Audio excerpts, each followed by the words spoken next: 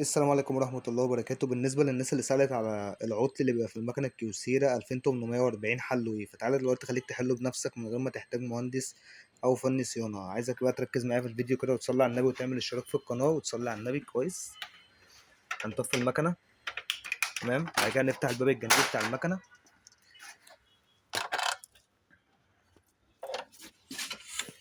تلاقي هنا كابل الحصيرة ده تحت السخانة على طول. كابل الحصيرة هتفك كابل الحصيرة ده، تمام، وهتنضفه كويس بأكاي أو تينر، وهترجع تركبه كويس. واهم حاجة تتأكد انه راكب كويس جدا.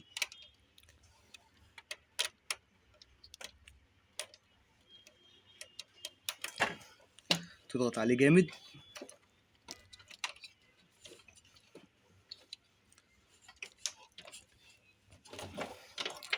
نرجع نشغل المكنة بتاعتنا.